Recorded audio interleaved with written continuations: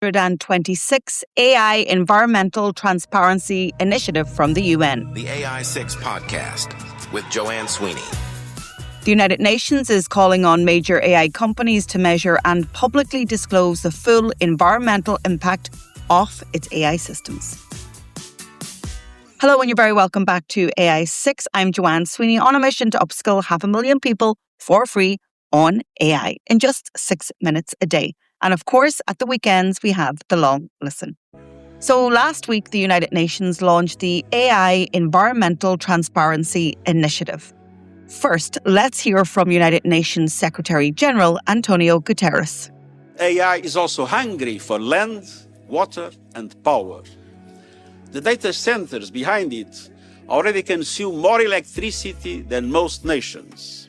So today, I'm proposing the AI Environmental Transparency Initiative. The launch of the initiative comes after a UN university report highlighting AI's massive electricity demand and environmental impacts. And of course, the impacts are no secrets, but we need organizations such as the UN to put the data to what we already know.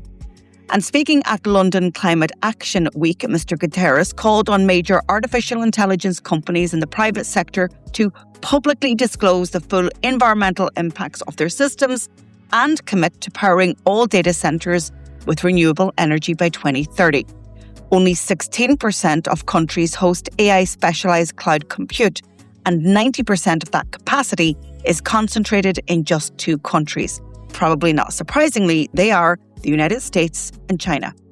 By 2030, they could use more power than all but 5 countries and enough water to meet the basic needs of all 1.3 billion residents of sub-Saharan Africa for an entire year.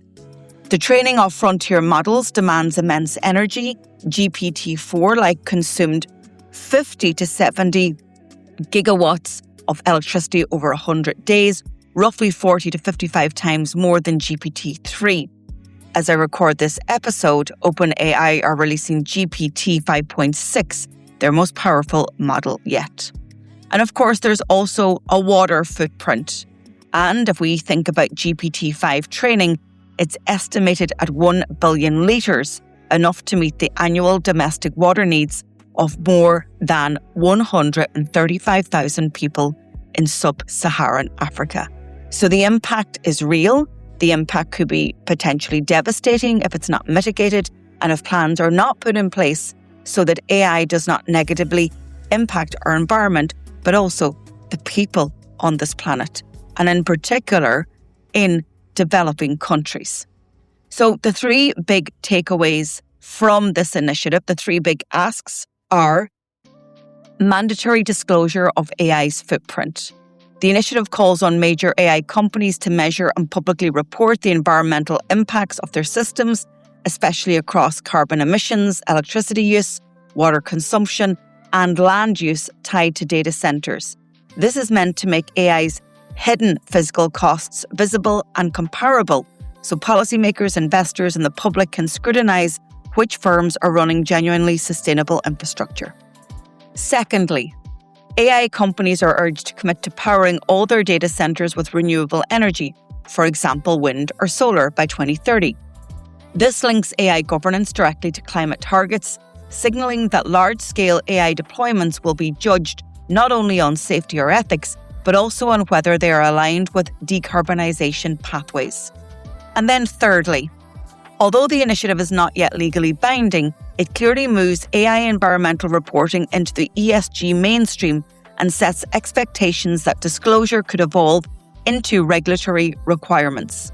For AI developers and operators, it effectively makes energy and resource efficiency a governance issue, raising the bar on telemetry, lifecycle carbon accounting, and independent verification as part of responsible AI practice. And the AI is only going to get more powerful and so requiring more power. Clearly, this presents major concerns for legislators, policymakers, businesses, and us as citizens. We all have skin in the game, whether we like it or not. We are all impacted by this technology. So AI firms are currently relying on voluntary net zero commitments and renewable electricity targets to decarbonize their operations, while many are also turning to gas, or we've heard many conversations around nuclear as a power source for new projects. It's safe to say that the environmental impact of AI, as well as the business productivity, societal benefits of this technology, are going to continue in tandem. And of course, there's always going to be conflict. That's it for today's show. If you're ready to turn these insights into skills, here's how I can help. Get your copy of my book, AI Playbook, on Amazon. It's the perfect companion to the show. For weekly AI strategy, subscribe to my newsletter, Human in the Loop, on LinkedIn. Or if you want to take the next big step, you can take our CPD accredited professional diploma in AI. Maybe you need something more tailored for your organisation. You can book a call in my calendar at digitaltraining.ie. Or if you work in government or public sector, go over to publicsectormarketingpros.com. If you found this episode useful, please share it with a pro that you know. And I'd love to read your comments on Spotify. And if you can, take a second to like, rate, or subscribe wherever you listen. It really helps the show. This is AI6. I'll talk to you on the next episode.